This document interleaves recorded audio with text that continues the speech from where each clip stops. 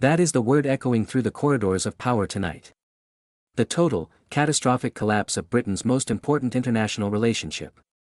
The security of the North Atlantic, the stability of the global economy, the very safety of our nation on the line.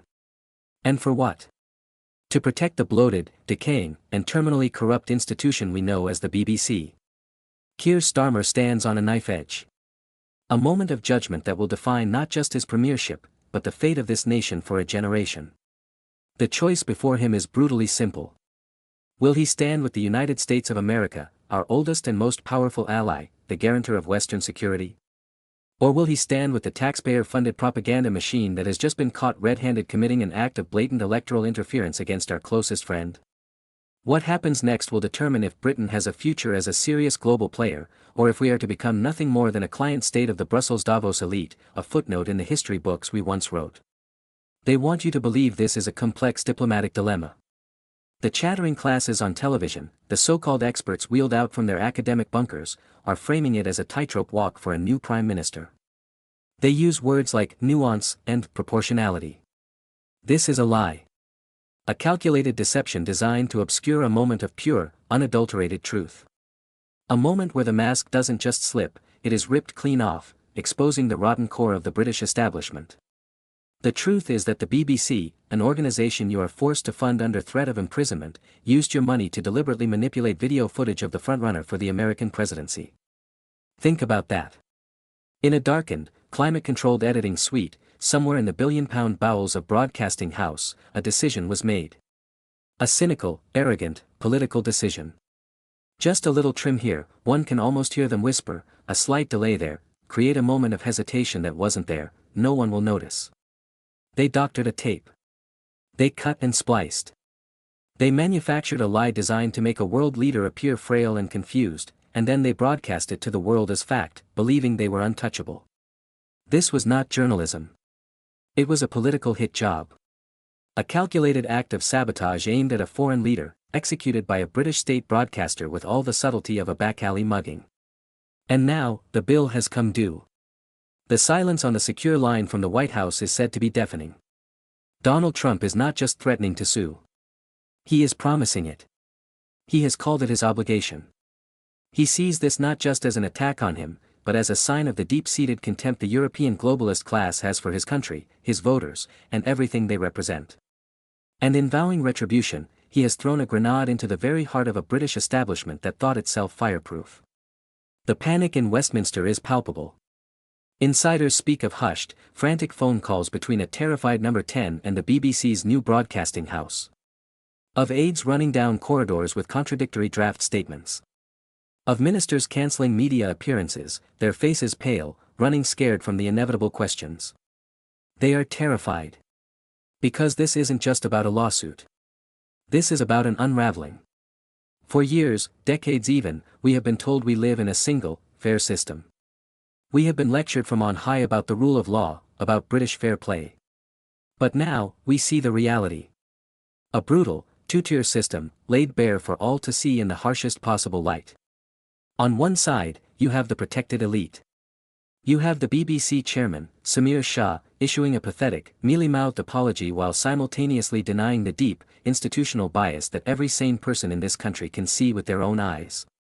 An apology that was not an admission of guilt, but a complaint that they got caught. You have political featherweights like Ed Davey, a man who leads a party of utter irrelevance, demanding the Prime Minister of Great Britain intervene to give the BBC special protection. To place it above the law. Because for them, the BBC is a precious institution. It is their megaphone. Their sword and their shield. It is the voice that tells them their worldview is righteous, and that the ordinary people of this country, the people who build things, grow things, and fight for things, are backward, ignorant, and wrong.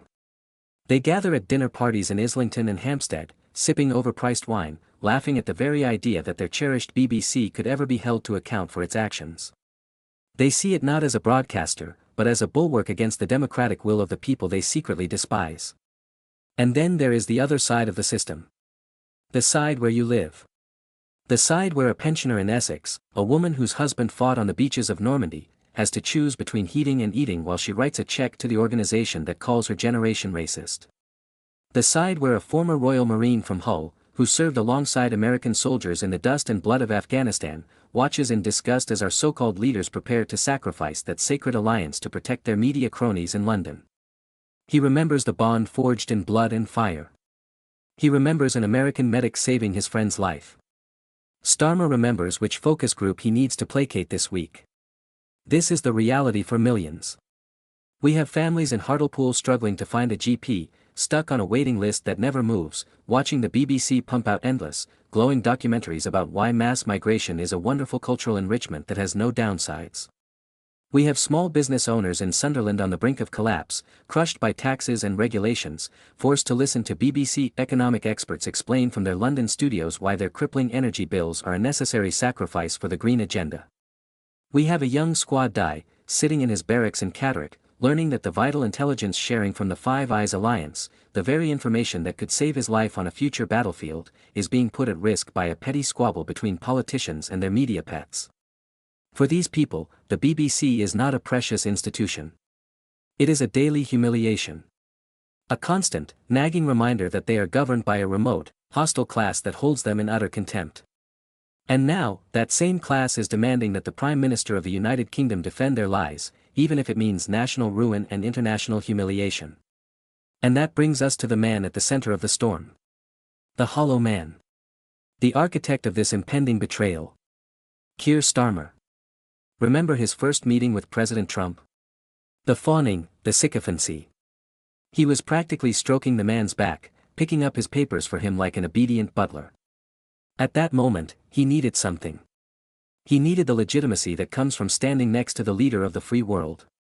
He smiled, he bowed, he scraped. Because that is what weak men do. They feign friendship when they seek advantage. They mistake subservience for diplomacy. But now, the real test of character has arrived. Not a carefully stage-managed photo opportunity, but a genuine crisis.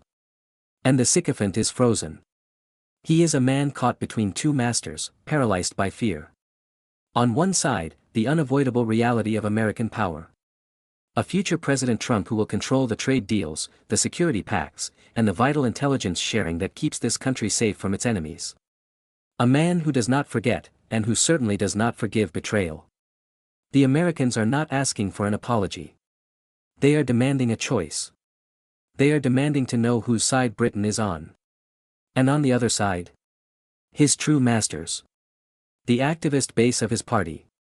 The Guardian reading, tofu-eating legions of the metropolitan left who despise America, despise Trump, and despise the traditional working-class voters Labour once claimed to represent. They demand loyalty to the cause. And their cause is the globalist project, for which the BBC is a vital and sacred outpost. Critics believe Starmer is trapped, a prisoner of the very forces that propelled him to power. The hard-left factions, the union paymasters, the network of NGOs and quangos that form the bedrock of modern labor. They are the ones pulling the strings. They are the ones whispering in his ear that the real enemy is not in Moscow or Beijing, but in Washington and in the hearts of patriotic Britons. This is his nightmare. The two faces of Keir Starmer are being forced to look at each other, and the reflection is one of utter cowardice. This is the catastrophic weakness at the heart of his government. He is not a leader. He is a manager. A placeholder for an ideology that is profoundly hostile to the history, culture, and interests of the British people. His spokesman has already foolishly claimed the BBC is not institutionally biased, siding with the BBC's own compromised chairman against a damning independent report that proved the exact opposite. He is already showing his hand. He is already leaning towards the establishment. He is already preparing to betray our national interest to appease the radical ideologues who have him in a stranglehold. While he dithers, heroes are speaking up. Liz Truss, on American television, had the courage to say what millions of Britons are thinking, that the BBC has lied, cheated, and needs to be brought to heel. That it is an enemy of the truth, a fifth column operating at the heart of our state.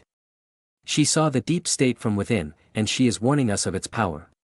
And Nigel Farage? For years, for decades, he and the forces of Reform UK have been warning of this. They told you the BBC was a corrupt organization acting against the people. They told you the establishment would always protect its own. They were mocked. They were vilified. They were called extremists and conspiracy theorists by the very same BBC commentators who are now running for cover. Remember during the Brexit campaign, when they said he was a fantasist for warning about establishment stitch-ups? Now, they are being vindicated in the most spectacular way imaginable.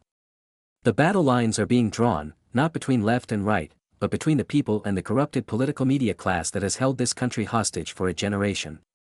Trump's lawsuit is merely the spark that has lit the fuse on a powder keg that has been sitting at the